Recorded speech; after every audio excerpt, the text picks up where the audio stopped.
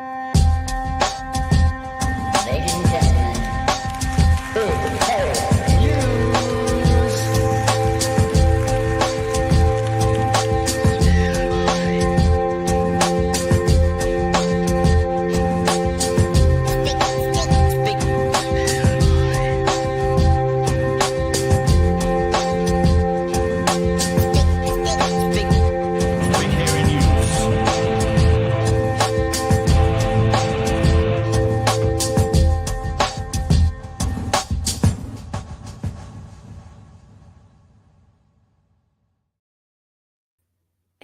Kia ora koutou whānau. Welcome back to Big Hairy News. Hi, Magenta. You're on the other side today. Yeah, look at me. I'm in the patsy. Yeah. How are we all doing this evening? How are you, Magenta? How was your week? My week pretty dog shit. Not gonna lie. You know, chronic illness sucks sometimes, and medication is always fun to start. So it has not been the best week, but literally as I was walking home tonight, I live in Wellington, obviously, and I was walking home, and I ran into someone. Oh, jealous! I told you I had a surprise for you. That's my surprise. That's so cool. Did you say you should come on the show? Well, I actually mentioned that I'd probably put this on the show, and he's like, "Oh, what's the show?" And he was like, "Big Hairy News." He was like, "Oh yeah, I know that one." So what the hell? I mean, he liked my name, so I think we'll probably have to shoot him an email, get him to come on, because obviously I fanboyed a little hard. I mean, that would be cool, but I'm not gonna. It's a Friday night, you know. Eddie's cool. He's got stuff to do. But yes, I just saw him walking down the street, and I decided to go. Fuck it, I'll say hi. The man himself. Oh yeah. If you're a little bit younger and you haven't seen that clip, do seek it out. It is the best thing that ever happened on TV, and it is etched in my mind. Exactly. That's what I was saying to him. I was like, "Oh, you're like an idol of mine. Like, thank you so much." Like, I was just losing my mind, especially because I was very flustered. I didn't plan to go out today, but hey, I'm glad I did, because otherwise I wouldn't have ran into him. So yeah, it was a good way to end a really shit week, to be honest. How about you? How was your... Oh, it's been busy. You probably see me every day, I guess. Honestly, I haven't caught every night because, as I said, having a bad time. But I have been trying to keep as much as I can, because, yeah, it's been a lot going on. I saw all the cool, exciting interviews, though. Oh, yeah! Dude. What a week of interviews! Right? So cool. So many famous. It's been good to watch. I know, all the famous people. Been really enjoying those. Before we get into the biggest, hairiest of news, shall we do some house-a-keeping? We shall. We shall do some house-a-keeping. Keep the house in order, because Papa's coming back soon, so... Yes. Yeah. Gotta leave it tidy. One of the things we did attempt to promise him was two things. The store, we try and clean out some of these stickers.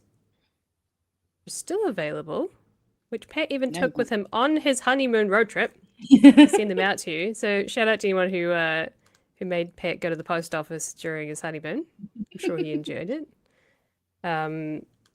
Pop stickers, still plenty of those. No better time to be wearing those around. You know, putting that around the place. Especially near your local ACT offices, you know. That's an idea. If you're in the Epsom area, just happen to be, you know. And then Big Hairy News patron. If you want to become a patron, you can do so over at patreon.com/bighairynews. We've done very well to get up to 406 patrons. So thank you everyone who's joined us in the last little, I guess since we started back in pretty much a month ago now. Yeah. Damn. Almost a month ago. Yeah. Thank you. So it's one small way that you can help us grow and help out the channel. Everything from $5 a month to $8 a month, $15 a month, all the way up to $250 a month. If you would like, there is no pressure. It's just something that you can do if you're wanting to help. If you're wanting to help us, and yeah, it's the best way you can help us to grow. But we always appreciate the chatters. We always appreciate the comments. Always appreciate super chats and sharing and liking the podcast, the show. It's just as helpful. So thanks, guys. Appreciate it. And we also have the Discord, but I can't. I'll just quickly try and find the. Oh, you want me? Oh, yeah. While you you yeah, can start the trying to thing, and find I'll grab the graphic for the next Where's- one. We'll put it in the big graphic. shortly. Where's the bits? I mean, I don't know where you keep it. Put it in a different spot. Where did I put where it? are you? I don't know where I put it. It's disappeared on me. I did have it once upon a time. I made Kiwi it, and I Spirit don't might know have where I to- put it. Kiwi Spirit I'll might have to find help it. us out with this one. That's fine. I'll find it. He's always putting things in the chat for us, which is great. Yeah, we love Kiwi. Little legend. Hey, there it is. You can go to that nice. little URL and you can join the BHN Discord for lots of chats and meet some cool people.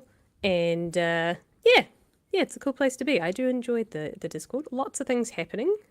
Lots of discussions, lots of sharing.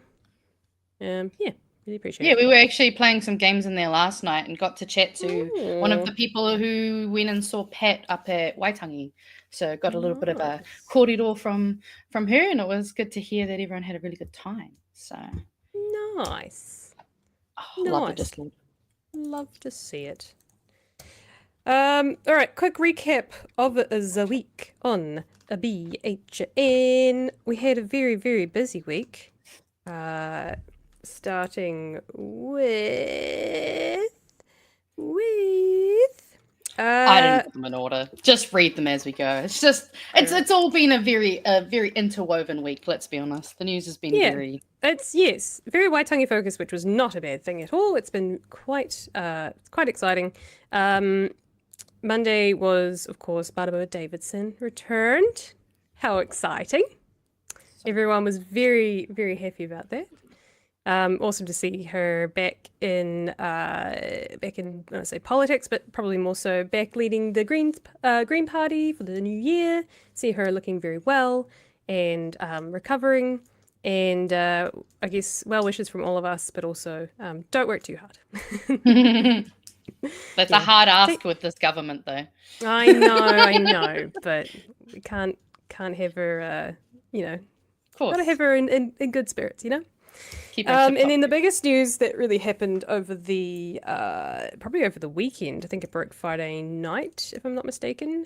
Tim Jago was his name suppression was lifted and named as the sexual offender that was president of the ACT Party. And there's been lots of questions around David Seymour's involvement in this because he was the leader at the time, how he, the victim that came forward, how he directed them to their personal or their party's personal employment lawyer instead of instructing them to go to the police, and they didn't stand Tim Jago down while there was ongoing charges. And lots of questions around him saying he didn't know about it, but lots of people coming forward saying there is no way he didn't know about it. Yeah. No so it's a story that just keeps on going. Should we have a quick, because we didn't get time to do this, do you want to have a quick listen to the Survivor? Yes, yeah. Should be a couple of ones there. It is there. The first one's his response to when the guilty verdict was given. If I do this correctly, I think we're good. Can I do full screen on this one? We start tonight with one man's courage to show his face and tell his story. The assaulting Paul. So I believe this interview was done in October. Because they couldn't obviously release anything to do with it. So they were able to, media know who the person is, but they are barred from saying who it is. But they were able to talk to the victims and get an interview with them before the news breaks out. So this is an October interview, but came out when the name suppression was lifted. Or just a little bit of context there. It was wonderful to have the truth recognised. His anguish comes from his time as a member of Auckland's Muriwai Surf Lifesaving Club. The court found Timothy Jago, a surf lifesaving spokesman, gave 15-year-old Paul alcohol at a social function. Paul passed out. I then awoke to the offending. Do you remember how you reacted at the time? I froze and just sheer disbelief. I could not comprehend. Yeah. Yeah. It's a pretty. I recommend everyone go and actually watch the full interview. So that's on TV, One News. Sorry, One News. Yes. And I believe there's a full interview as well. Is there? I haven't seen, but I wouldn't be surprised. I'm sure someone in the chat could probably let us know if there is a extended interview or not. But yeah, I feel like there might be. I think I come across it. But yeah. So yeah, it's pretty sad stuff. But it's awesome to see that was the name suppression was able to be lifted. Finally. And yeah, we can start asking some questions. Because I think it's not really a witch hunt, but I think they're genuinely important questions we need to be asking. Yeah, but so it's a bit of an up and down day for Monday. Good news and some good news about Marama. A little bit of a bad news. Well, doubly good news. Depending on how you look at it. Bittersweet, I think, is probably the more accurate term. Thank you. That's the one we wanted. And then on Tuesday, as we like to say here, we had Pat doing some incredible journalism. Managed to find himself a Marama Davidson and was it just Marama Davidson? Must have been. No, it was just Marama Davidson. Very cool though. We have more the days after following days, yeah. Yes. It was awesome to hear from her though. Oh, yes. And she's looking so good. Oh. Then what did we talk about on oh, that's right. News breakfast, as I say, newsroom. Breakfast was back, and good old Luxo, who decided to not attend Waitangi Day, thought it was appropriate to go on the show and spit his little pre-prepared shit as always. And I just appreciate Jenny May for sort of being her. I just love the attitude of it's breakfast time. It's all kind of fun and games. And then she's like, yeah, answer the fucking question. Yeah. Like, mate, I've had my coffee. I am fucking ready to go. Yeah. She's in there. I love it. So good. And then even though it's been hinted at that we aren't having asset sales, they've decided to hide it under selling KO or Kainga houses to pay for some new housing. 900 homes, in fact, that they're going to sell off to make money to keep the net number of houses the same, which is still not enough housing. Yeah. So we're going to lose 900 houses and sell them off, try and make money to make new houses. And hopefully in the correct order, in which we don't just sell all the houses and then displace 900 families or 900 homes and then slowly put them back in as 6 to 18 months to build new houses. So, but that's the likelihood of what's going to happen, because that just seems to be the way that they're cash strapped. Yeah. I mean, cash strapped. Like, you got to fucking really go with that, because everything is a choice. We know this. We've heard it from the experts. Everything is a choice. Yep. Then on Wednesday was the politicians being greeted onto Waitangi. It's onto the marae. Would that be correct to say? Yeah. Welcomed onto the marae. Yeah. To have their say. No surprise, Seymour was an absolute dickhead. But there was light in all of this, in which they were able to protest. Would it be the receiving side? Would that be correct to say? The receiving side of his. So you got host and you got guest. Yeah. So host is the receiving side, but the hosts. Yeah. And then you got your guests, which is politicians. The hosts were able to turn their backs and sing a waiata to try and drown him out. And then someone very eloquently just took his microphone. It was put back and taken again. Which I'm sure bolstered him and made him feel like he was like proving a point. He's like, see, no one wants me to speak. Bullshit. I don't think they should let him speak at all. But yeah, I don't know. I'm sure there was. He has a right to speak. He doesn't have a right to be like heard. Listened to, yeah. He's been heard enough. Shut the fuck up. Yeah, which is why I was a bit like, why'd you let him speak again? But hey, decisions were made. That is what it is, and I'm sure there's reasons for it. On a slightly brighter news, on Wednesday we had Chewie and John Campbell interviews. That was thanks cool. to Pat. And I think I think it was an 8-minute interview with Chewie. And a lovely little 4-minute with John Campbell. Oh, so fucking legend good himself. though. Oh, So casual. So just good. amazing. So good. So good. And then on yesterday was Waitangi Day. And we did a quick review of Luxon's Waitangi speech, even though I don't think we showed it because it doesn't really matter. No one it's all the needs same to hear shit. it. But we did show, I believe it was the Ngaitahu president. Is it Tim? Is it? Yeah, I think I can't remember the name off the top of my head. I know. I'm terrible with names. I really should look this stuff up, shouldn't I? But yeah, there was a great what would you call it? Speech is the word I'm looking for.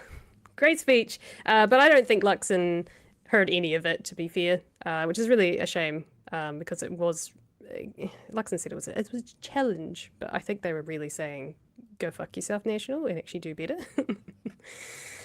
But he spun it as he always does.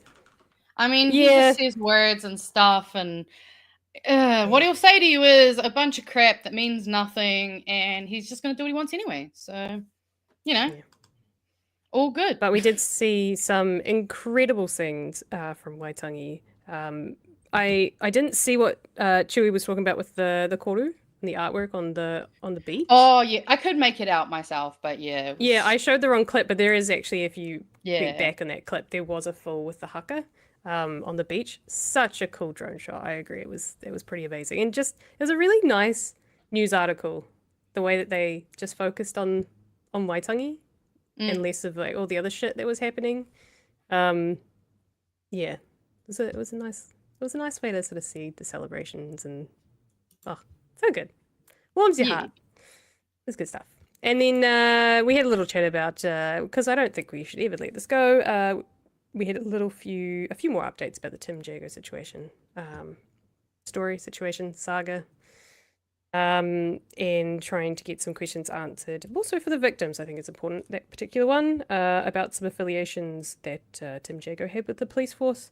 One being that his brother was senior sergeant at the time that the case was brought forward to, and was originally dismissed. So that should not be lost on people. And we will continue to talk about this, I'm very sure.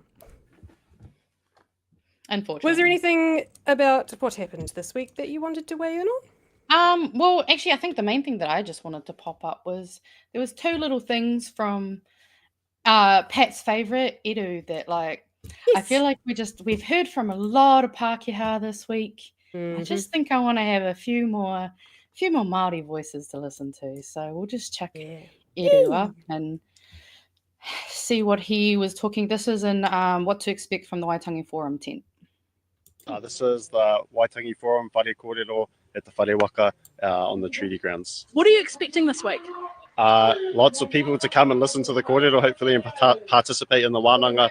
engage in critical discussions around our realities as tangata whenua, and also for tangata tiriti as well to come and support and listen in and think about kind of allyship. And this is all geared towards as well Hawaii ki hou and feeding the energy of our kaupapa of Aotearoa 2040 and launching our waka to that future that we're aspiring to and we're building aspirations towards through this forum. Give us a bit of a perspective on what's happening in the next couple of days. So who's speaking? What sort of kaupapa? Yeah, kapai. This is the first day, so the focus is on Te Tai Tokerau, ngā iwi o Te Tai Tokerau. At the moment, we've got our waka kaupapa. We've got our kapahaka soon discussing just how to elevate those kaupapa around home here, around our rohe, as well as kotahitanga amongst ngā iwi o Ngāpu and ngā iwi o Te Tai Tokerau. So it's very much a home day today. Tomorrow, we're opening up to the motu, and we'll be having different discussions around te reo Māori, te tai ao, hauora. We're also having a whare kōrero tomorrow. I'm hearing from different kai kōrero around the motu, around their aspirations of Hawaii ki hou, forging a path to get there. So that'll be exciting, and also throwing an activation in there up at Te Whare Runanga. Yeah, and so obviously I'll actually just why did it me to something else? This is the. I'm going to quickly go through. I saw there was a few things that he mentioned that I'll just. So he talked about hauora, which is obviously health. For those of you who were not sure, and basically just talking about different kaupapa that they were, addressing. Any of those words, if you're not sure, hit up MaoriDictionary.com. It's free. But yeah. I thought it was awesome to hear that from Eru and just actually kind of focusing on what Waitangi is supposed to be about, not just I mean, I get that, people only really focus on the political people that turn up. So that's why it gets the most news coverage. But it's we have to actually try to watch those things more and actually talk about those more if we want them to kind of change how the news coverage is going to be, it's a little bit of supply demand, a little bit of economics in terms of that kind of thing. So, and then there was this awesome... Do you know if that was the same tent where Chloe was having the panel? It might be. I think that is the forum tent that because that's where a lot of the big kōrero was happening. So I believe it was. That's cool. Very cool. And then there's just one other video, and this is actually just the protest that Eru was leading at Waitangi, which I thought people would like to watch because I'll be honest, it gave me chills. It was awesome. Those of you who have been diminishing the mana Kiwi Māori, you should be so lucky. I'm looking at you, David Seymour. I can see you. You should be so lucky. You should be so lucky to be invited onto this marae. It is ironic that today your saving grace is the beauty and the magic of Tikanga Māori. Of Aloha. The very things that you have struggled to see within yourself. Your own people told you not to come and you did not listen. Here you are. E rangi e hoa, a nei tuku ki a koe. I hope that one day you find it in yourself to love being Māori and to love being Ngāpuhi. And the day that you start to love yourself and to love being Māori is the day that being Māori will also start to love you. And what I say to those of you who have been diminishing the mana. Oh, do not stop it. There we go. Sorry about that. I think my computer froze for a second. So was that happening during the pōwhiri that we saw? Yeah, I believe so. Yes, it managed to get video of. And it was, just gives me chills every time and just fires me up. That's cool. What I'd give to yell at David Seymour. That's my goal. The shitty thing that he uses it against people, but what do you expect? He uses whatever it's he cool wants, stuff. whether we yell or not. Yep. Spin it to his own. Let the people speak. Let the people who needs to speak. Exactly. Very, very cool. All right. Do we have any chats, or do we want to move into? No, but now I'm curious. What do you mean? Which Kylie Minogue song? Yeah, no, actually, I'm curious too. Come on, CB. Which one are you talking about? Hopefully it'll connect. Yeah, I didn't hear it in the cover I watched either, so I wonder if it was perhaps afterwards, because they were is it Oeha? Is that correct? And then they were repeating that as they were walking. There was towards quite the a right. few different ones that were coming in there as well. I could hear quite a few different chants. So I'll be honest, I was picking up on too many different things to know exactly when and where they would have been playing it, doing that at that point. I mean, if anyone was there in the chat and knows, feel free to let us know. That would be awesome. But yeah, I love seeing Edu do his thing. Lucky, lucky, lucky. You should be so lucky. Oh, yeah, of course. How did I? Oh, it's been a long week. Yes, I can tell, right? Yeah, I was like, what? No, surely not. Do we want to go into our first story, or would we like to look at a couple of memes first? Yeah. You ready to set those up, or do you want me to? I've got the memes ready, and I've got the video ready. Which one you want? Let's go, and then we'll do a few super chats. Meme or video? There was two options. Oh, there was two. I think Yes. it said, and meme. Give me a meme. Meme? All right, let's go meme. Meme for 5 points. Which is ironic because I saw someone in the comments. Actually, I will quickly address this real funny. To this person, you clearly haven't watched this. I did like a whole presentation and rant on a different Friday about trans rights. So yeah, you're not fucking wrong, mate. Wow. Happy to send you the link. Bit of a brain. But yeah, I'm pretty sure the chat's taking care of them, so it's fine. Yeah, no, it's too much attention. You're still welcome. We'll just shit on you. Also, this one. Need to. John Key and John Key from Temu. Get John Key from Temu and borrow like a billionaire. They really are spitting images of each other, eh? Just way worse versions. In case of polling emergency, smash beneficiaries. Which I was thinking about it earlier. And I remember last year, the boys covering the fact the government said that they were purposely going to create more beneficiaries. So I'm like, wait a minute. They just made more beneficiaries and then started bashing them for it? Man, we're getting gaslit so fucking hard. It's actually cooked, honestly. The whining with old David and Van Velden. Yeah, good old Brookie V. That's the one. I just put this in here because it's pretty much always relevant, and I'm going to talk about Atlas later, so it's relevant. It's all connected. How I feel when I explain it to my friends who live in Japan, the Atlas thing, and they're just like, okay. And I'm like, it sounds like a conspiracy, but it's not, I promise you. It's not a conspiracy. Welcome to my life. I'm always feeling like I'm looking like a tinfoil hat guy, you know what I'm saying? Yeah. Did you want to do some chats then, and then we can go into our story? Let's not forget the chats. Kiwi Bird for $2. Hugs to the victim who spoke up against Tim Jago. I agree. Very hard thing to do, but I'm glad that they got to do that, and they got some justice for themselves, for sure.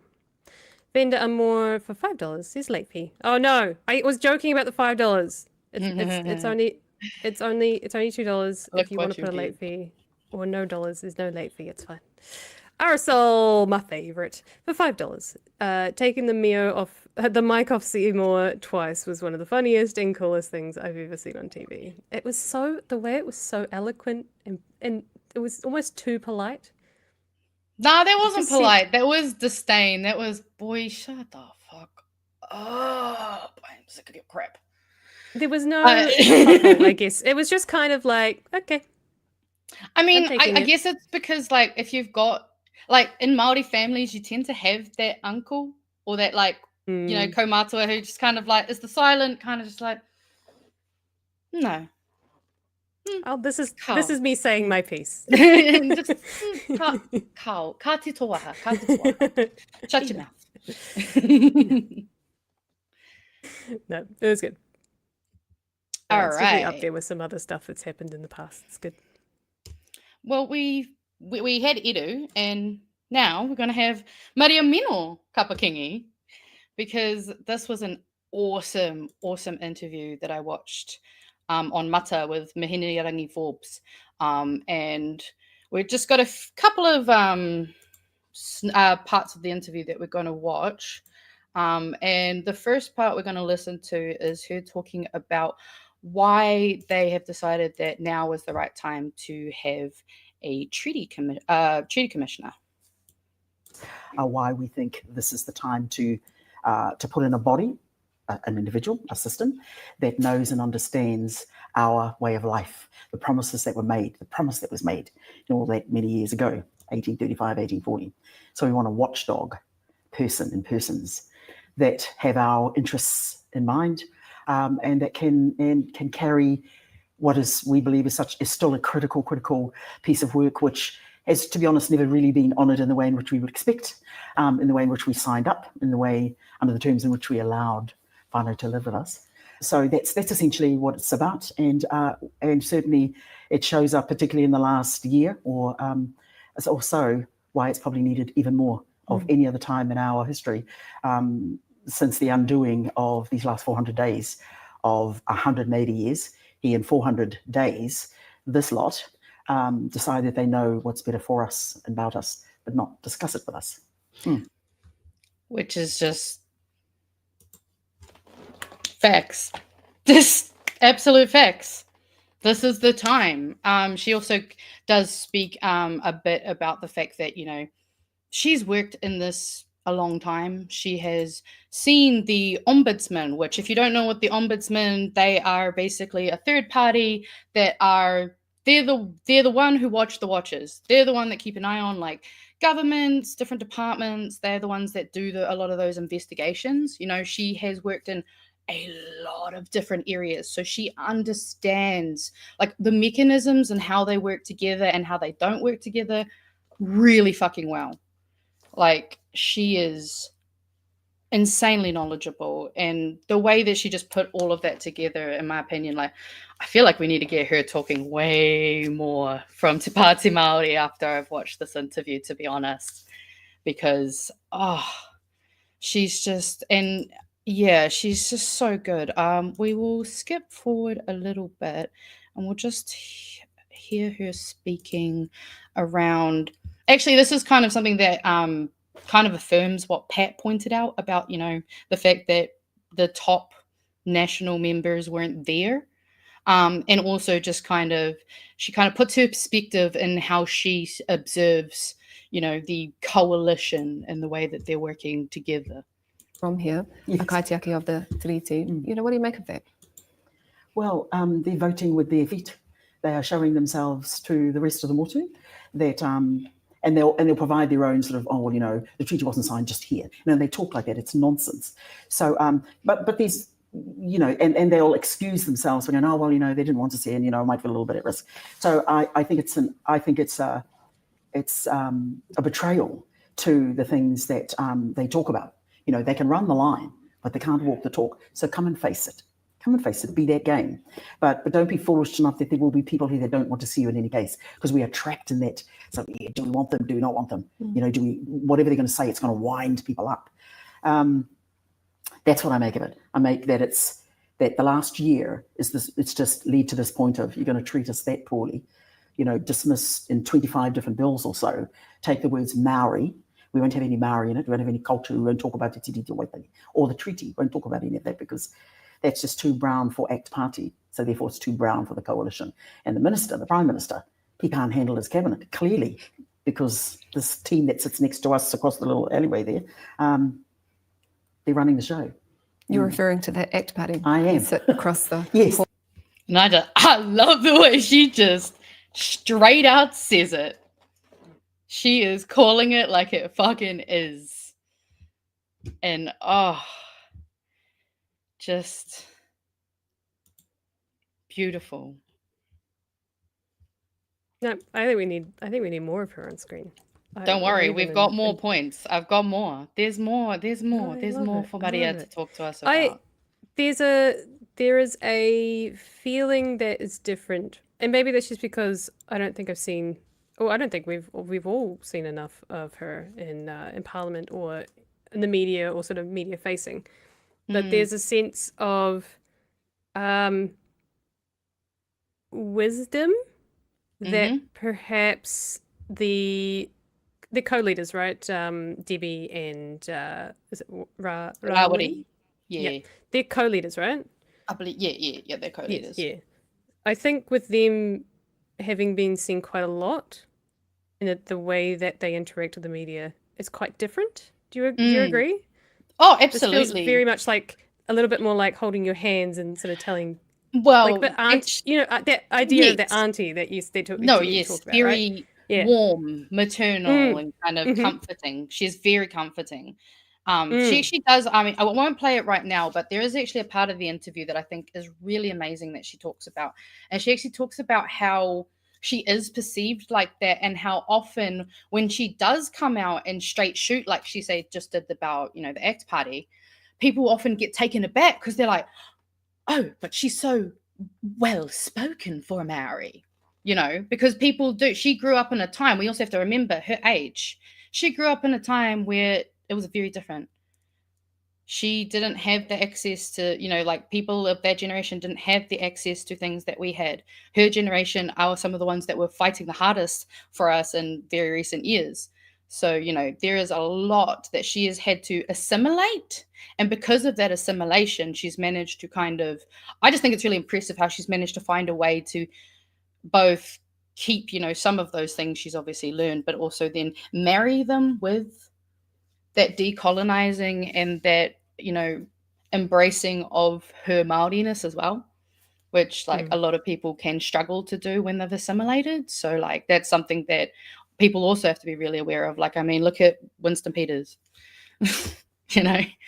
It's not great, but yeah, I love her, and she is warm. And this thing is, she cares, and that's probably another reason why maybe you're finding it a bit strange, is because how many times do we have people in Parliament that actually care, that also don't have to yell? Because a lot of the times we have to yell, and it's really fucking irritating. So yeah, there's a lot of those.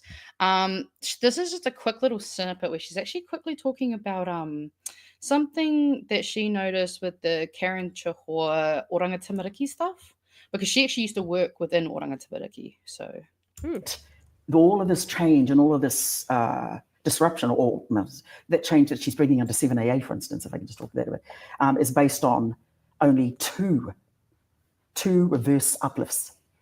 Suddenly, she talks about reverse uplifts equals reverse racism. It's nutty. Those two concepts cannot, if you understand the definition of racism, if you understand any of that analysis, you just simply can't talk that way. But she does talk that way because she is completely, her thinking is flawed. Her experience is her own in karoha ki aia, but anyone that survives the system does not automatically give you the real understanding that is needed in their role. But yeah, I mean, very, very, very good thing to point out. They did very much sell it that way, that doing reverse uplifts means reversing racism in New Zealand. Yeah, and for anyone who wasn't sure, that karoha ki aia is my heart goes out to you. She's like, I have empathy for you, but your experience is your experience, and basing that off of two cases is ridiculous. And this is part of why we need a commissioner to be looking into these things, so that we don't continuously have shit like this happening, where the Waitangi Tribunal doesn't even get given the time to be able to do what they need to do before it gets rushed onto the fucking Parliament floor. They keep attacking us, and then I've seen a few comments where people are like, oh, we can't get violent, we can't get mad. Yeah, but how many times does a dog have to be kicked before it bites back? Because you can only abuse someone so much for so long before, they get a little sick of it. They get a little over it. And this is kind of some of the last bits we'll cover of this, but this is actually her discussing because Mihi brings up Paul Goldsmith and comments that he made on 2025 being the year that he's going to focus on settlements, and asked her if she's hopeful that Ngāpuhi will finally get their settlements. The word settlement, it's, you know, I mean, I'm sure this has been said by others before me, but it's settling these Maoris down is what I think in Ngāpuhi land I want to say. Like, let's just settle these Maoris, because they're getting a little bit noisy now, right? So we're going to drive the settlement through. We're going to settle you whether you want it or like it or not, right? We're going to settle you down. So that's how I interpret their thinking, and they're puffed up enough, because they've rammed through many a bill in the last year. They're puffed up to believe that they can do that. And then we're going to quickly skip past a little bit of this, which, I mean, she is true. They are very, very emboldened. She really is calling a spade, isn't she? Oh, I know, right? Isn't she amazing? This is why I was like, we need to have her on the show tonight. There's no kind of like beating around the bush. It's like, nah, she's just calling a spade a spade. I kind of like this. This is a vibe I can get with. Where is this feel like, right? I mean, maybe this is something we'll try go for this year. To engage in it, but none of them are talking about we're engaged. We might go some way down that track of a settlement, but none of it will be at the cost of ceding sovereignty. So we're not going to do that. So you can say we never ceded sovereignty. We're not going to do any of this at all. If you're going to say let your sovereign whatever fade into the abyss, we're not going to do that. So yeah, and you know, when we listen to our whānau and 100,000 other people and so on, I'm not hopeful. Yeah, I'm not hopeful. He is the minister that said colonisation was on balance okay for us. I mean, what a nutty thing to say. What a disgusting, abhorrent thing to say. So no, I'm not. I'm reminding myself of that and thinking it's I'm not hopeful. Which, I mean, I'll be honest, I kind of forgot about that. I think my brain had locked it away where the trauma sits, or something. But I was like, oh, I think God. it's just in a pile of shit like the rest of it. So you kind of, just something new every day, and it just gets lost in the weeds. And that's it. And I mean, that's the thing is, that's why I was like, if I implore everyone, obviously we did cover a decent chunk of some of that, but like, go watch the whole thing. Honestly, maybe even just look up Mariameno and just look at what she's done. Find anything, because I could listen to her talk forever. I swear to God. No, that's cool. Let's see if we can get her on the show. That would be very cool. I feel like that would be a very candid and very straightforward conversation. God, I'm here for it. That would be a life dream, honestly. All right. Do we want to do a meme break, or do we want to go straight into the next one? I just want to point this out. Mariameno is the one who was called a bully. Who was called a bully for challenging Karen Chihua for failing to be Māori in her ministerial role. Yep. I heard about that, but I wasn't sure it was kind of all part of the general discussion about things. That happened in the treaty submissions oral hearings, right? She does actually. They do discuss that in the interview about the comments that were made. So, I mean, honestly, the main TLDR she kind of starts to go into is basically that she says she's like, oh, were your words intentional? And she goes, in that moment they were intentional, so she is at least acknowledging that, like, she meant what she meant at that time. I think obviously, however, she went through it afterwards, It's also, we got to have to remember that, like, I think for me, when it comes to Te Pāti Māori, because they are in a position that no other party is in, by being an Indigenous party that is trying to go through a very traumatizing, very horrible process and trying to fight for the rights of your people, I will always give them a bit more grace, because they have to deal with stuff that nobody else has to deal with. And if people don't like that, oh well. All right. So we will go into a little bit of a sad one. No, memes first. Memes Oh, first. memes first. Okay, memes first. I distracted you. Sorry. Memes first. Okay, memes first. You promised memes. The memes All have right, to come first. memes first. We have heard about obviously the fact that Trump tried to pull the tariffs, and then they were like, "Oh yeah, go on, do it. I dare you. I double dare you." This one: 75% of Kiwis in emergency housing have moved on into warm and dry, safe homes. Right? Please say it's true. It's not. You're good. I used a private server for an email. I am extracting every citizen's personal information from my private server. Double standards? A little bit. Government should be smaller. Smaller. Perfect. Yeah. Just a little. This one. This one was posted in the Discord. These are all from the Discord, but I loved the fact that he's drinking piss. It felt very on brand. He's drinking his own piss. The Canadian flag on the fan. I love it. I know, right? Too good. Was it a Kiwi artist? It looks like one of the Kiwi comics. Or I'll is be it honest, not? I can't remember. This was if Cyber Arc is in the chat, can you tell us where you got that one? I know it was yours. You sent heaps. And this is what I thought was quite funny. To talk about going somewhere, you can use the tense. Haere, subject, key, and then place. We can add the means of transport, marunga, and or purpose, ki te. So example, I haere au ki akaroa mā runga wakarererangi ki te whakamoke. I went to Akaroa by plane to hide. So if you want to learn a Māori phrase, I highly recommend maybe this one. Maybe learn this one. This one's fun. The more you know. I know, right? I thought that was beautiful. All right. Well done. Move. And then in some slightly sad news, as you've all probably read in the title, the passing of kahurangi Iritana Te Rangi Tāwhiwhirangi. We'll probably play most of this, although there's probably a couple of points that I'll pause in. As we reported earlier, Dame Iritana Te Rangi has died, aged 95.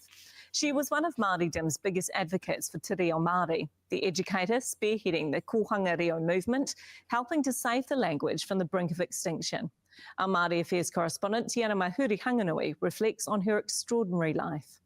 There was so for those of our audio listeners, it says if there won't just be if we don't fight, it won't just be the kōhanga that dies. There was no one quite like Dame Iritana, the no-nonsense former school teacher from the East Coast. The best university in the world is Ngāti Pro. I said where everybody's a lecturer. Those old people, they tell you what to wear, when to do it, why da-da. And just like her elders, she knew how to put up a fight. When we're investing billions of dollars into fixing education, we have to wonder why we're getting worse rather than better. Does that sound familiar? Does that sound like maybe that could still be relevant today? And this woman has been doing this was doing this for fucking a long time. Over the course of her life, she fought for many things. Māori fishing rights and the Kermadecks, the continuation of charter schools, and end to the over... Did you notice in the background there? See if I can get it. To the over-representation of Māori charter schools and... Did you see the charter schools? Mm-hmm. Look who's there. Look who's there. Smarmy fucking prick. She had to deal with that cunt. So, like, man. Just like, I won't look at his face. He is Creation Timmy. of charter schools, an end to the overrepresentation of Māori boys in state care. Our children are here. In the Our grandchildren are here. 1970s, when Te Reo Māori was in crisis, with less than 5% of Māori school children fluent in the language, she spearheaded the Kōhanga Reo movement. When the baby is born, put that child to the breast and start speaking a language. The groundbreaking full immersion early learning centres first opened in 1982 and changed the trajectory of the Māori language. By 1994, there were 800 facilities nationwide, but a lack of funding, resources and autonomy was a constant.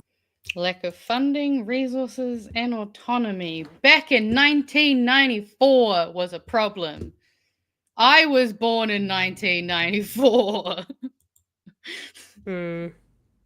Struggle. We're sick of all these agencies coming in who don't understand what we're doing, want us to be something else. And in 2011, she and other prominent Māori leaders took their grievances to the Waitangi Tribunal. Kia whakahokia mai te waka. You want the language to be put back into the hands of Māori. O te Māori. Its response to the Kōhanga Reo claim said the Crown breached its treaty obligations to protect and sustain the model. But as a Kōhanga Reo National Trustee, she faced her own scrutiny and struggles too, and in 2013 was rocked by a funding scandal. We need to be assured that public monies are being used for the purposes that they were intended. The Trust was cleared of misspending the following year, and the movement that was dear to her heart carried on. Now, 4 decades since the first Kōhanga Reo opened, over 20% of Māori speak Te Reo as one of their first languages. And the woman who helped pave the way, who refused to let the language die all those years ago, will soon be laid to rest. Once you give people dignity, once you let them know how important they are, once you get them believing in themselves, you can't stop them. Te aniwa hurihanga nui. One. Oh, got to stop myself from crying again. My God, gets me every time. Yeah, it's just such an amazing, and I don't know if you guys picked up on that, but they said before the Kōhanga Reo movement, less than 5% of Māori were able to speak Māori. It is now over 20%. Yay! And is something that many credit as being one of the, one of the very strongest cornerstones of, the revitalization of Te Reo Māori. And so, yeah, she was such an amazing person. We obviously have to make sure that on the week of Waitangi, we talk about her a little bit, because there's actually a article I found that I will just bring up that talks a little bit about what she did in her life. And there's actually a really beautiful quote from her near the end. She's received so many honors. She was a life member of the Māori Women's Welfare League, was made a companion of the New Zealand Order of Merit in 2001, and a Dame companion in 2009 for her services to Māori education. I also, when I was looking into this, realized that here it says she retired in 1989.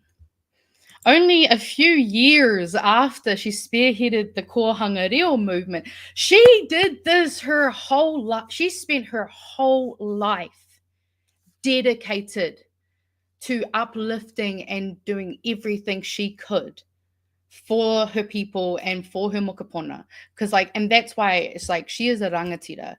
And there was this really awesome quote here that says, "I have never seen in my lifetime so many achievements as I've seen in these Kōhanga graduates, standing tall, speaking Māori. People always said, but what about English? The thing is, if you never had a teacher in this country, children would still learn English because it's all around them. Children are tremendous sponges. They can learn whatever is around.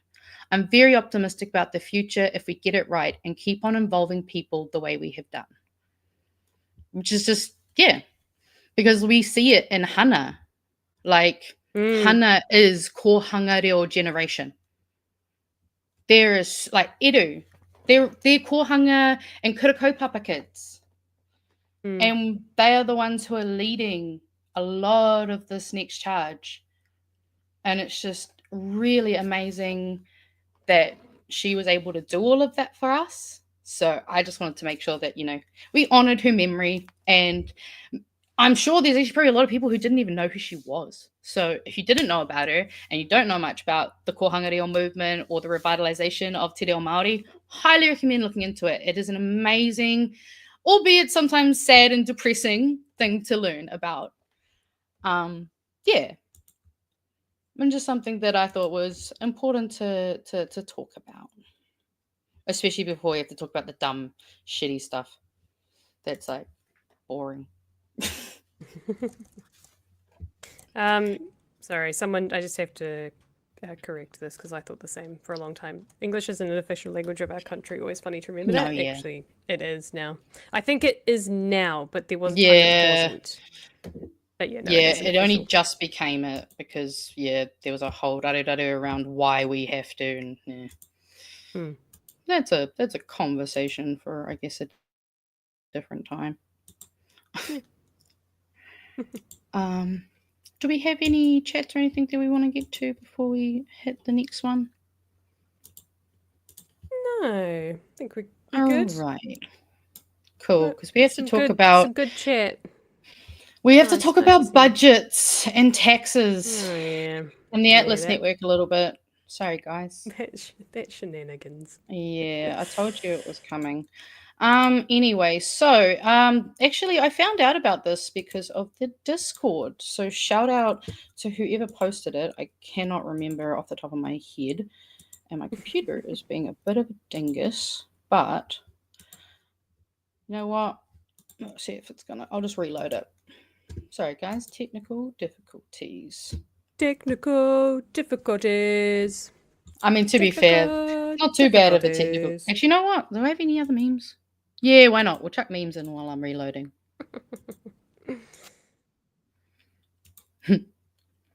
Jacinda Ardern used to be a socialist and said, "Comrade."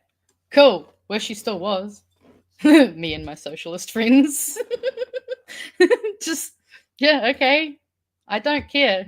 The weird amount of things that people still complain about her is just real funny. Ah, yes, and this is our community creation of the week, and this is actually a Discord reaction.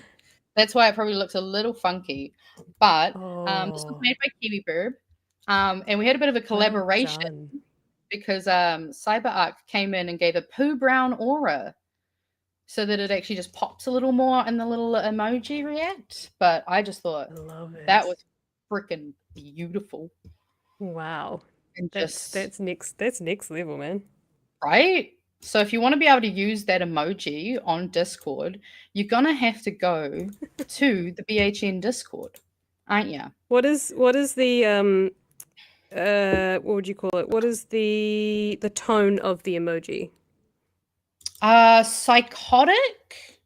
I don't know, Okay. it gives me like a little American Psycho, maybe, Okay. Like a little power hungry. I feel that. I was trying to fix my thing.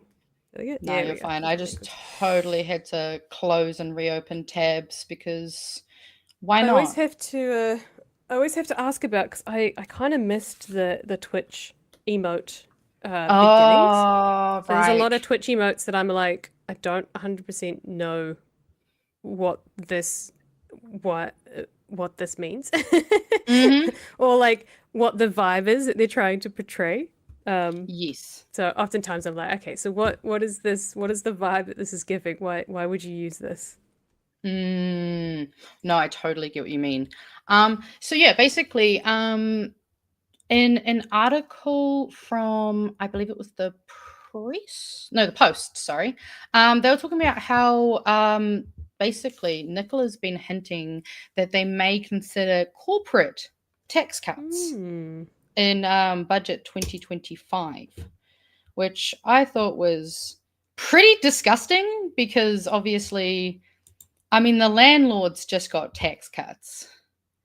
We just found out also recently, I believe we just found out that the budget is not looking very good. And I will let Simon Dello tell you about it.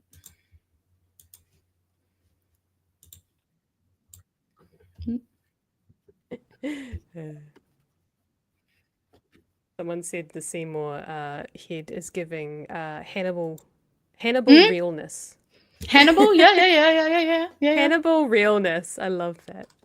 I can see that. All right, let me add this in. There'll be no lolly scrambles in the near future, with the opening of the books revealing the government's coffers are emptying out and the outlook is bleak with more pain ahead. Today's half-yearly update confirming the economic downturn started earlier, cut deeper, and will take the country longer to emerge from. The tax take faces being $13 billion lower than predicted in May's budget, due to decreasing GST, business and worker payments, and government expenses are $1.4 billion higher than forecast, largely due to increased welfare, superannuation and education.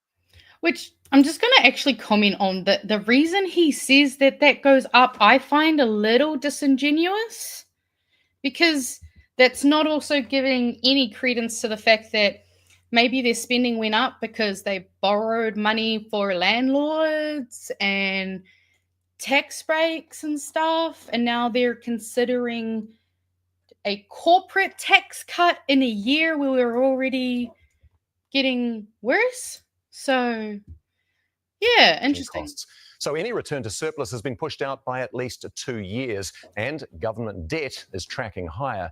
The Finance Minister says this all means she has a big task ahead to find money to fund essential services.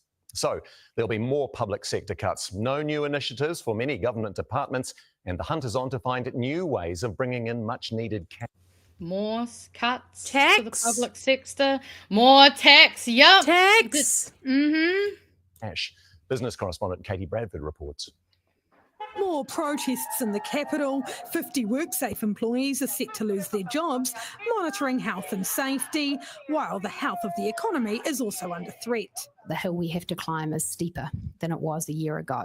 Because of me. Bleak, gloomy, grim. No sugarcoating it. Treasury's forecasts have deteriorated on almost every single measure. Rising job losses and business failures have hit the tax take. Did that $13 billion number surprise you? Look, the extent of the revisions went beyond what I would have been happy with. What the fuck was that answer? Did it go out to more than you thought it would? Actually, it did, it wasn't where I wanted it to be, but like, what the fuck? That is not what she asked you. And that was the most shitty corporate speak way to answer it. Like, even in corporate speak, that was fucking bad. And so, yeah, just, there was so many things in there, though, that were, like, ticking off, because also notice that they said, obviously, tax, public service workers and all of that are going to be getting cut. There's also an article that I was reading the other day that kind of then pinged in my head when I was watching that. And this is an article where they talked to a friend of the show, Craig Rennie, about how New Zealand is going to be at risk of becoming a net exporter of population in the next few months if current trends continue. Because in November, there were 12,800 migrant arrivals and 10,600 departures. So arrivals were down 32% and departures were up 28%. So in, down, out, up. Not good. Thought I put it on the screen, sorry.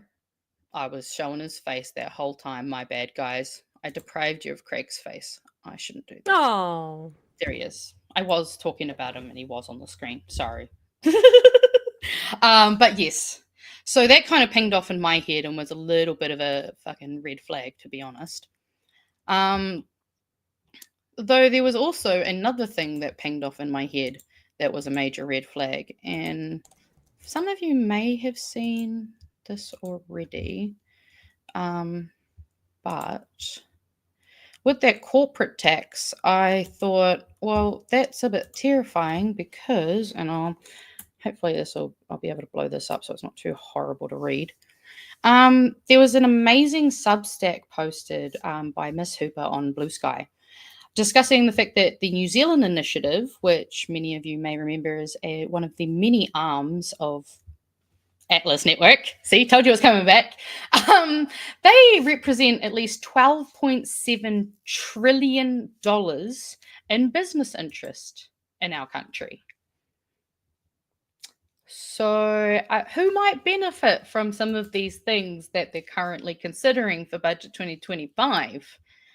You know, that's maybe it's me being an Atlas conspiracy theorist, or maybe it's neurodivergent pattern recognition. I don't know. I'm pretty sure which one I know it is, but I also saw the fact that actually there was also an article that was posted on RNZ a couple of weeks ago that was talking about how I know we've heard Chloe discuss the fact that many New Zealanders pay an effective tax rate of 50%. There was actually an article that was discussing the fact that so while 13% of two-parent households and 30% of single-parent households are paying effective marginal tax rates of more than 50%, a single-parent effective marginal tax rate goes up to 93% when you start earning over $15,000. Only $15,000. Anything above, you could have an effective tax rate of up to 93% trying to be a solo parent. And who are they also attacking at the moment? Beneficiaries or people, and also, you know, like people who are on the benefit aren't always just not working. Some of them have part-time work. You know, some of them have children. So, yeah, I thought it's really interesting that she thinks that is an appropriate thing to even consider. She's not the only one that has mentioned it, unfortunately. But then there was also another article that I was reading that was talking about how they're potentially going to be making changes to KiwiSaver that could affect us all. But what they're changing it to is they want to be able to change it so that KiwiSaver will be investing in private assets rather than that they're not currently private assets. They're currently publicly traded assets. And there is quite a few, you know, economists and experts out there who have said that that could be a really, really risky thing for us to do, because not only is it less likely to actually have the benefits that they say it would have, but it has increased risks because private assets often lead to reduced transparency. As well as the fact that, yeah, you go from having a publicly traded asset where it is relatively cheap to trade and the market value is known, whereas private assets, completely different ballgame. The government also suggested that the government has suggested allowing KiwiSaver managers to invest more in private assets such as infrastructure projects and unlisted companies to unlock significant investment opportunities. Why would they want people to invest in private infrastructure at the moment? Why might they want to change that? Do you see why I'm the crazy Charlie Day meme all the fucking time? It's all connected. Yeah. So that was basically the little head spin that I went on earlier today. Nice. Well, yesterday I think it was. I don't even think I did it today, but yeah, doesn't seem great. Yeah. And I will I'll make sure that I add all those links to those articles. I'll get them added to the document that we've got, and I'll do an update of all that. So if anyone wants to go look into it themselves, do it. Yippers. Yes. All right. I need a drink of water That's after all that crazy shit. So do something. Yeah. Fill the time. I feel like I'm constantly going crazy with some of the stuff, eh? Mm-hmm. Like, it just doesn't... It makes no sense to me. Or, more so, it makes sense to me that what they're doing is bullshit. Mm-hmm. But I don't know whether or not other people who are outside of our little... not to say our bubble, but I mean, like, outside of the understanding of what they're trying to achieve with austerity. How it's... whether or not it's just lost on them, and they go, oh, yeah, corporate tax cuts. Oh, yeah, because if we cut the tax rate, then we'll have businesses come here and bring their businesses here because they'll get a tax break and it won't cost them as much. And I'm like, yeah, but when has that ever happened that a corporation will come here and actually it benefits us at all? Well, actually, I agree with Secretive Squirrel. It makes sense to me. I think it's just fucking stupid. Because I think that is it. It's like, I get where the flaw is, but I think that's the thing is also, like, people, like, that's the other thing I think too, is like, people have different priorities. So if they don't see the value, I think a lot of people don't necessarily see the value in paying attention to politics or paying attention to the news. Like, I don't genuinely think they understand or grasp that it actually does affect them in a really deep way a lot of the times. I mean, why do you think Phil says, like, you might not fuck with politics, but politics is going to fuck with you? I think I was talking to someone about this the other day, and they're in a position where I was literally like, oh, hey, I got to, because I was obviously cutting up the videos for Pat. I was like, oh, I got to see some videos. Well, my colleague was, interviewing like Chris Hipkins and Marama Davidson and I can't remember who. Oh, and he had photos with Chloe Swarbrick, and she just kind of looked at me blank. And she's like, yeah, I hate when that happens. Am I supposed to know these people? I'm like, yeah. Former Prime Minister. My best friend's the same. Like, I sent him the thing about Kieran McAnulty, and he's like, who's that? And bear in mind, my friend did work for the government for a while. And then I also sent him a picture of me and Paddy Gower today, and he went, who's that? I went, fuck, man. But, that's the thing is, it is really what you know and what you see. So, I mean, but I was thinking crazy about it as well. The person I was speaking to is in a point in their life where their kids are going to school. They are in a comfortable position. They're not in a position where they probably don't actually care about the tax that they're paying. Like, they just don't think about it. It's just part of life that you pay the taxes. And they're both in comfortable jobs and things are working for them. And they're probably more focused on their little unit and their family and like, they're not getting fucked over each time the government changes, that they don't actually need to pay attention. And I think a lot of people are so insular in that way, and like, they're just trying to do life for themselves and not trying to change things for other people. Yeah, and I mean, in a lot of time they can't. A lot of the time they're just trying to survive. There's that too, but if you're in that survival mode, paying attention to politics and voting for your own, like, voting in a way that benefits society as a whole will benefit you.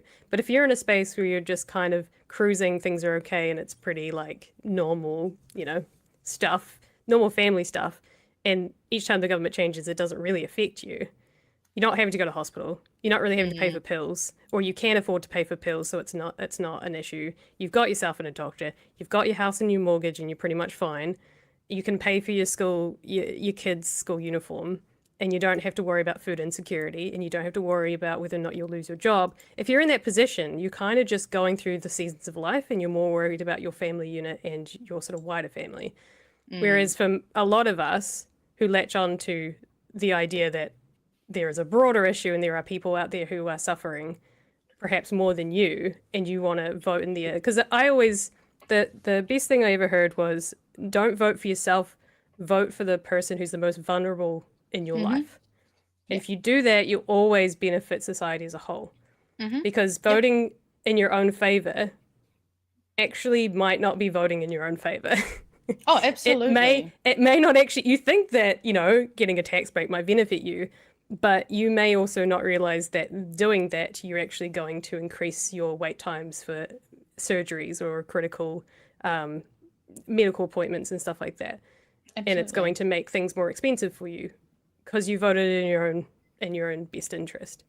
Whereas if you voted for the most vulnerable person, it's probably going to be a more left-leaning government because they tend to focus on the social side of things. So Although to be fair, yeah. I think though that people have been sold a narrative for many years though that weakest chain link should be set free. They're the ones that hold you back. Whereas what it should be is we should actually judge a society based on how they treat their most vulnerable. It shouldn't be that we just go, oh, well, you're weak, you can't. That is meritocracy. That is, Western colonial type thinking. And that is something that most of us have been conditioned to kind of think a lot as we grow up. And then we have to kind of deprogram ourselves to go, no, actually, it is okay. Like as humans, we are social creatures because that is how we survive. We need each other. We might not like each other all the fucking time, but we need each other. And to have our best interests is to look after each other, because it's that thing of like, if I look after my neighbor when their house gets robbed, they'll look after my house so it doesn't get robbed. Like, it's fucking not that hard to think. It's basic, but people get distracted. This comment here just to so the most vulnerable person in mine that I vote for votes for the right.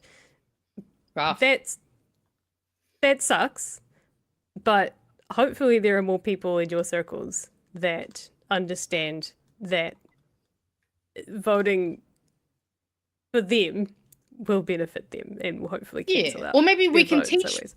Hey, maybe we can teach that vulnerable person why the right is not going to help them. Like we can do more focus on how the right are bad for all minorities and how the minority stress model is actually going to negatively impact, healthcare in this country. But there's so many more things we can talk about with that, to be fair.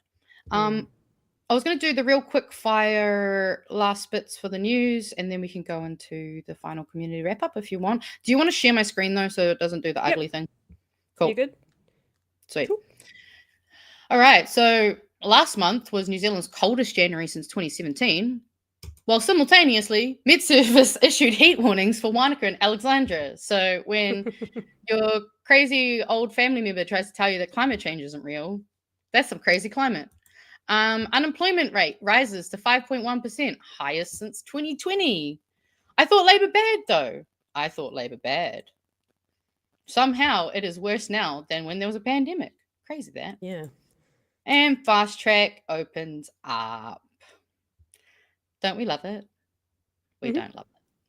And that's the recap news. And then we will do now our good news. New Zealand gets its 5th official dark sky sanctuary. Yay! Glenorchy! Really nice. Yeah. This is a place maybe when we do that South Island trip we plan to show me more stuff. I want to go here. I want to go to the dark sky sanctuaries. This is where I want to take my friends when they come from overseas, because I've never been to Glenorchy because it's in an awkward spot, but I've always wanted to go because it's just one of those like really cool, I don't know. Yeah. Oh, it's a dark, there's nothing there, but that's the point. There's nothing exactly. You can see the sky. Oh, that is just a life dream to see. Properly see the stars closer to how my like tupuna would have seen it, Yeah. And then it's a sight to be seen. Speaking of tupuna inspired parihaka potatoes for te matatini. So just an awesome little thing out of the news this week about some Taranaki gardeners who are growing 1.5 tons of potatoes for te matatini.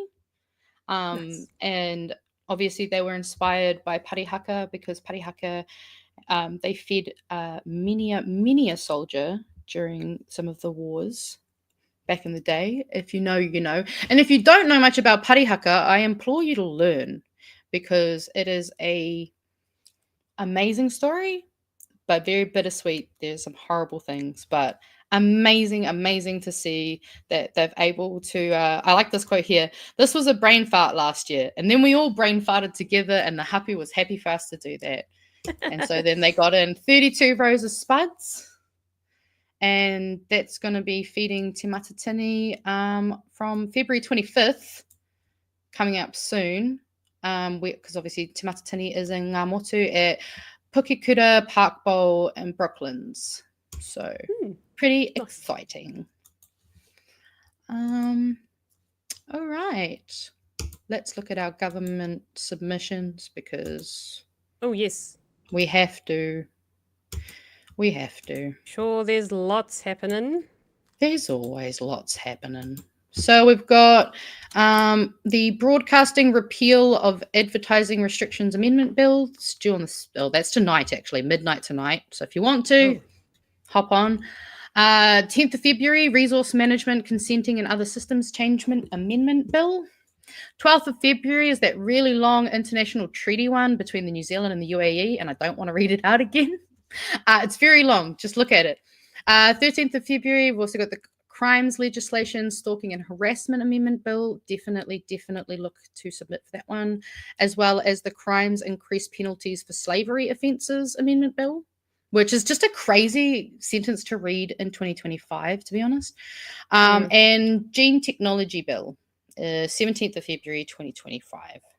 Obviously, those QR codes, you can go back and pause the stream later if you'd like to get those, or they'll be on Blue Sky later. And then we'll finish off the show with a couple of fun little TikToks, shall we? Oh, actually, no, I missed one thing. No? It's just two little things. It's just the community part. I forgot to tell you guys what's going on in terms of fun free. There's some free stuff. And free in this economy is the best price. So I will get you to pop me onto the screen. So coming do you up. want a fun fact? Do you want to know a fun fact? Fun fact? I partially designed that website. Hey, nice. Well, if you want to, if you're in Wellington or you're coming to Wellington, the Fringe Festival is starting next week, I believe. Obviously, there's a lot of shows. Go on the website, have a look. There's a bunch of them at different price points. So, there is probably something for everyone. So I implore you, if you want something to do in Wellington, go have a look at the Fringe Festivals. We also have Pride Month. It is officially Auckland Pride Month.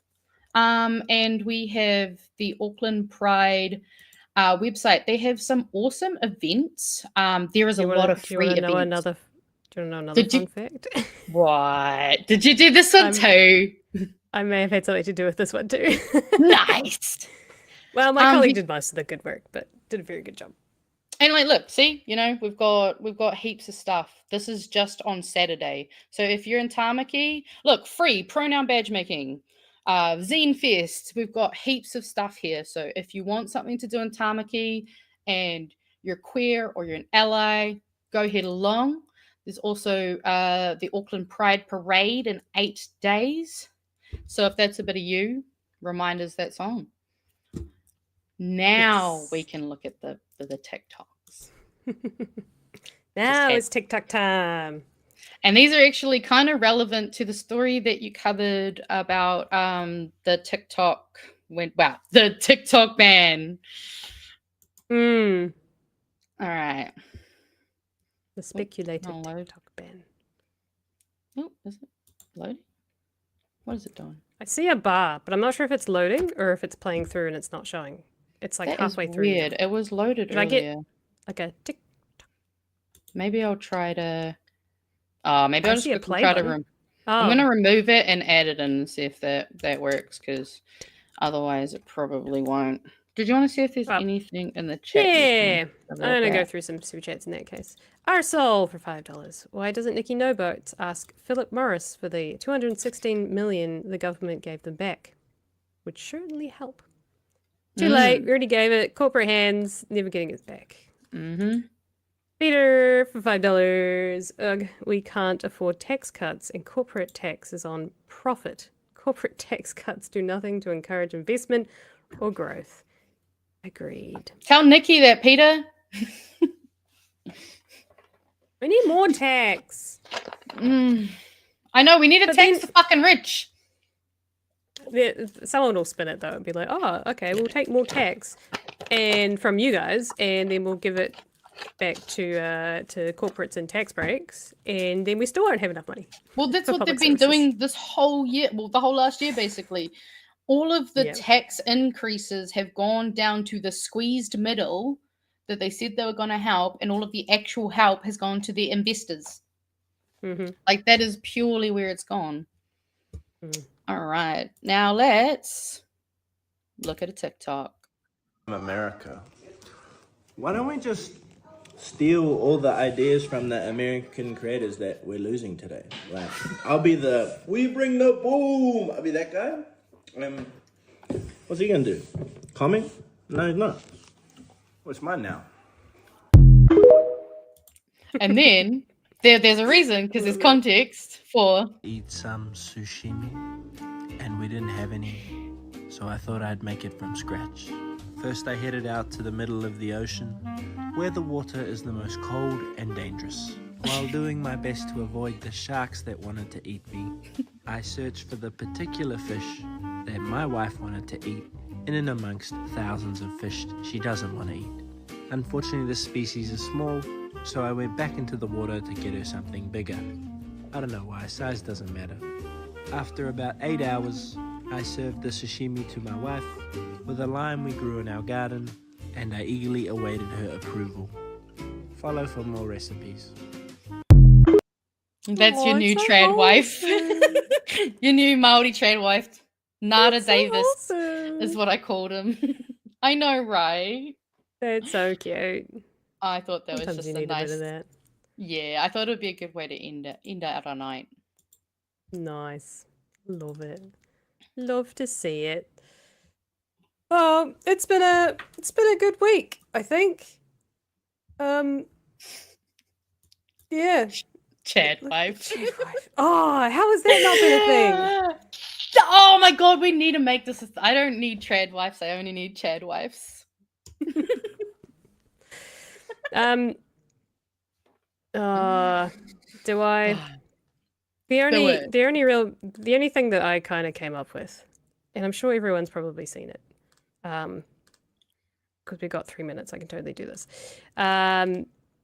Yeah, I It doesn't, finished. like, I kick finished us out. early. I know. I was like, oh, we got a I did minute. it. Our favorite human being, and this comes with a whole discussion, and I don't think we can get into it now. That's fine. David Seymour v. That's right. Oh, Nintendo DS. Sadly, I couldn't find a video other than from X fucking channel, so I'm giving them the views. If you talk to David's people, they say he won. Oh yeah, Because the bro in the comments was saying that earlier, actually.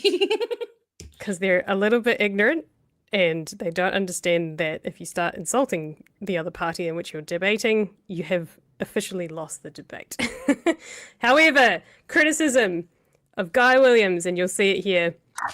Yes, he's got a political journalism background or a political science background. He's coming with some great ideas. He is not of the caliber of the person required to rebuttal David Seymour in this situation, which is sad because the questions that he is asking is what everyone is fucking trying to get people to ask him. No. So let's enjoy this for what it is. Not a slam dunk, but it will hopefully lit a fire in some of the journalists because you can see that he's squirming. Squirming. And that's all I want to see at the moment. I want to see Hell a yeah. squirm. But this isn't too And in one's ear is a quote from Hamlet about putting mistruths in people's minds, and I believe that's what people have done about my bill. But a lot of people saying that's what you're doing. You're spreading misinformation. Well, can you give me an example? You're trying to say that Māori are causing divisions and racist when it seems like that's what you're doing. No, I've never said that at all. I've said that You said that When? many times. No. I mean, on the tiles. Don't lie to me. No, I've never said that at all. That's why you're not a real journalist. These guys are. And what I have said consistently is the idea that the treaty formed a partnership between races. That is inherently divisive as an idea. You don't really believe this though.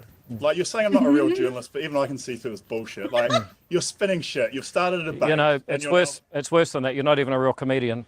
That's what he came back with. I was going to say, that's actually the funniest thing I've ever heard David Seymour say. Like, I'm actually, Nintendo, I'll give you that. That was kind of funny. But you still can't. Like, I'll give him this that. is what... It was a little funny. It is, but that's not a debate tactic. Oh, no. And I mean, that's the thing is, Guy says what the other journalists can't. But then maybe one of the other journalists should have gone and been like, supported him and been like, oh, that time you did that thing. Like, help a brother out. It's obvious David has nothing to say back to this other than, okay, so we're going for personal insults then because I can't rebuttal that. That is him squirming because he doesn't. He knows. He is a debate geek. He is a master debater, as in a masturbator. Right? Yeah. He's a masturbator. So, in Canadian speak, I guess. He knows that he's lost that. But he also knows that that is going to bolster him in his own community because they're too ignorant to know that once you start doing that, you've lost a fucking debate. Yeah, unfortunately. You don't really believe this though. Like you're saying I'm not a real journalist, but even I can see through this bullshit. Like you're spinning shit. You've started a debate. You know, it's worse. It's worse than that. You're not even a real comedian.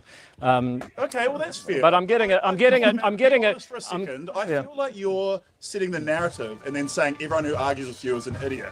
When really people have been very clear about their arguments, and you're being dismissive because you want to control the narrative, and you're not in it for ideas. You're in it for asset sales. Yeah. And oh my God, creating division to win political votes. That's what I think. You know, when I grew up as a kid in this doesn't answer the country, comedians were funny, they were clever, they were witty. What's gone wrong? I think I'm all right. Oh, Didn't answer the question. But also, what a boomer fucking response. Back in my day, comedians used to be funny. Like, oh my God, cringe. Actually, back in your day, comedians used to actually just rely on beating on minorities because people would laugh because they were assholes. That's actually why you think they were funny, David. Piece of shit. Again, it wasn't really a question. It was commentary, but he still didn't answer the fucking question. I'm getting it. Just for a second, I feel like you're setting the narrative and then saying everyone who argues with you is an idiot. When really people have been very clear about their arguments, and you're being dismissive because you want to control the narrative, and you're not in it for ideas. You're in it for asset sales. Yeah.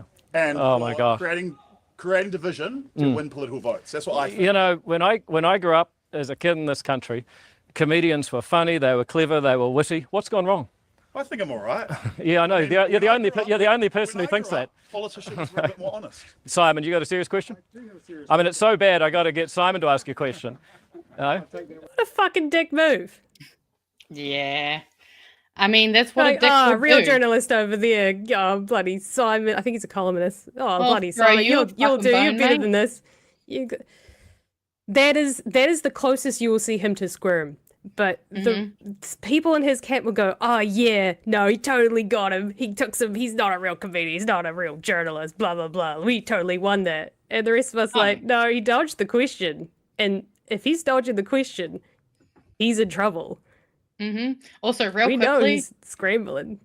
to anyone who thinks I'm calling David Nintendo an actual boomer, I'm using it as a descriptor.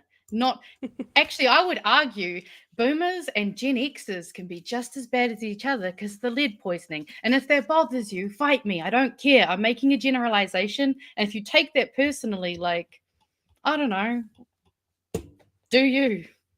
His guy's best one comes right at the end. And he still can't fucking answer it, but I think it's the one that is the most poignant, in my opinion. You're you're improving the mana of the treaty. That was a wild thing to say. Is it a joke? Yeah, look, I don't think you're really. It's interesting. I would have thought a comedian would know what a joke was, but maybe that's where you're having trouble.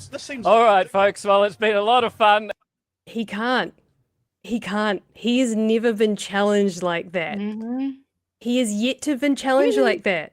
Those were reasonable questions, and they came from a guy who was saying, I think you think this, you can't seriously think this, I think you're doing this, which aren't really questions but statements or comments about it. but he still couldn't even argue against what he was saying.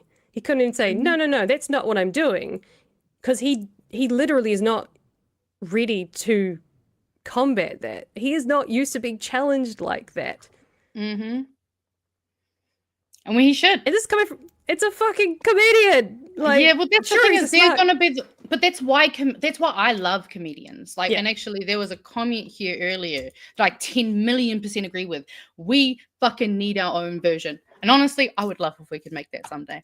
But because that's the thing is, comedians get given, you know, that little bit of creative license to say the things that need to be said. To actually put, like, you know, that's why I love The Daily Show. Things like that, because they obviously put humor in there, but like, people should be allowed to actually ask these questions. And like, I saw other comments pointing out too, you know, the reason that normal journalists don't is because they want to get another interview again. And that's the thing is, we shouldn't be in an environment where that's even a problem, because like, that's really unhealthy and toxic, to be honest. Like, if you can't speak freely to someone whom you employ to do a job and actually get accountability, then there is clearly an imbalance here that's not right, because they get to hold us to account, but we don't get to hold them to account. The only news article I could find on this that I wasn't behind a fucking paywall, I got really pissed off at it because, sure, it's got the video here, but the whole article doesn't really quote Guy and quotes pretty much everything David said in reply to him. Ew. I'm not so fucking surprised, though. Not even the questions were directly quoted. Wow. Which is not okay in my... That's not journalism, Michael Daly. To be this fair, was a I mean... fair fight, you should have literally quoted, which you did in the article, both parties equally. Or don't fucking quote them at all. Well, I know you and make it an Chewie... opinion piece. You and Chewie were talking about that post. I'm pretty sure most of us have seen about, you know, the way that the news has been covered about a lot of this act stuff recently has been very sus. Who the fuck it stuff is like? Is that the Atlas? Does Atlas have their fucking fingers in that? Like, that is me being conspiracy theorist right there, allegedly. But you know what I'm saying? It just comes across as very like, okay, cool. Why are you guys playing favors to these guys? The same way that fucking Luxon just bends over for these guys. Like, why is ACT running New Zealand? Because I didn't fucking vote for them. And I know the majority of New Zealanders didn't fucking vote for them. Yep. So that pissed me off. But I like that Guy has challenged him. I like that he has started a bit of a dialogue of why the journalist's not asking these questions. Do I think that he was a slam dunk? Or David, I got you. No, I don't think either of sides got it there. David was squirming. The best he could come up with was personal insults, and he is a masturbator, which means he knows that he's lost the battle. I just read this comment. I'm so disappointed. Oh, cool, great. No. Also, apparently, I don't know how well thing this is, but yeah, fucking hell. Man, we should have ended on corruption. Corruption runs deep, unfortunately. I'd hate to say it, but hey, look, it's put in there. Journalists might go, "Hey, guys, opened a door. He went too far." But maybe this next time, we might be able to inch it back just a little bit and start to ask those questions as well, if they're not already corrupted. Which I fucking hope they're not. Ask the fucking questions, because you're the people that report on this shit. Mm-hmm. And if people think that New Zealand is too small to be corruptible, we're not. Yeah, sorry. Good luck with that. I wish. I know, right? All right, give us a TikTok to end the night. I said we should have finished with the TikTok.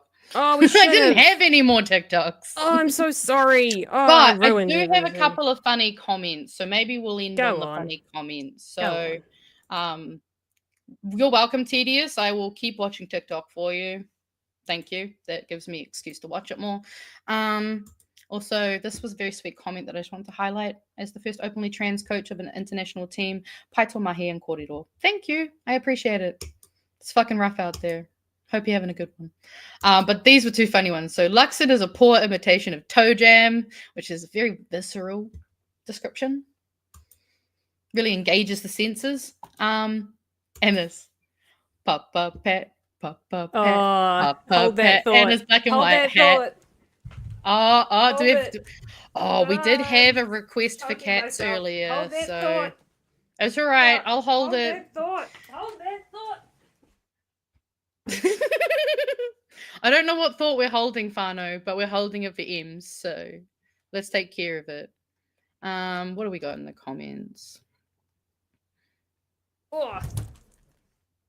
Someone brought this up a little while ago. Yeah. If I can hear you. Yeah. Once When he Ems was- can hear me.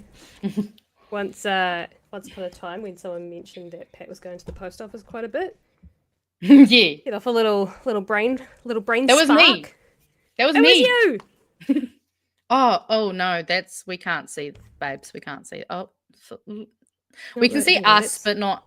Oh god, no. Oh no! Ruined. That's not working. You'd have to take a Hang photo. on. Go on. Let's see if we can see the sketch. That's a bit better. Ooh. Oh, I see. We can sort of see it. Yeah, move it towards your face. Yeah. Can you see? Little sketch of Papa Pat. Can you see Postman Pat? We can the vaguely. dog? Yep. Nice. That's awesome. I can't wait for those to overexposed Pat. That sounds so Sorry. bad out of context. Ugh. It's hard to work with a screen. Also, this is a funny comment. Deers has to talk like a boomer because it's the only language his voters understand. That's funny. Oh, anyway. Well, with our postman Pat. See, we did manage to end on a good note. Yes. Kind of. Good enough. Good enough. Better than it was. No, it's been good. It's been good. It's been a good week. I think it's been a good Waitangi week, I reckon. Yeah. I think let's just hope that the vibe continues, and in 2026 we have another awesome coverage, and we've got some maybe less shitty things, and maybe some more positive things to be excited about 2026. Yeah. 2025. Bro, you just said 2026. You jumped a year ahead. No, I mean as in when we get to Waitangi Day 2026, I hope there's a lot more positives I see, yes. that we can be sharing, and less of the shitty stuff that, we're all And sick I of hearing can yell about. at Nintendo. That's all I want to do. I hope he's gone at that point. True. Good luck with that. All right, let's end it out. Let's do it.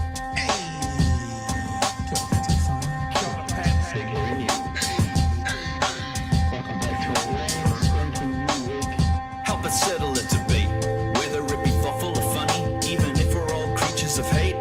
It's a fine line that we're walking together. For better, push aside the temptation to berate. Let's take a note of the corners we stand in. As many points as the hairs on my chinny chin chin. When the news that we're watching is hairy, knowing all the things that we need to be wary of. Like the rich have the hand out for rewards, while the many have to work at what they can't afford. And the rest of us ain't paying attention, or maybe have questions we're too worried to mention. Other media is still dwelling on trivial facts, vetting peas from the rice and the mice from the rats, and picking and choosing a war path to run, and linking ourselves with the hill to die on. It's gotta come down to a welcoming vibe, with an A in a self and a higher in mind. All heavily, neither this way or that, and we'll be analyzed by what Chewie and Pat. With the evil in the world trying to mess with your head, and you're sitting on the couch, you're thinking chivalry's dead. Each night, 2 nights, they're gonna sing you to bed. It's Big Hairy News. Thanks for watching, everyone. Thanks for watching this week. Thanks for watching tonight. And thanks for Magenta for joining me for the Friday show as usual. Any last thoughts? Nah, just honestly, try not to think about Nintendo DS this weekend. I think that's probably for the best. And don't forget that Papa Pat's back on Monday. So come and see him and tell him that we did a good job. Like, brag about us. Please do. All right, catch you guys. Have a good weekend, and we'll see you at 9 o'clock on Monday, as always, for another episode of Brink News. Danny. Oh, awkward. Wrong way. Bye.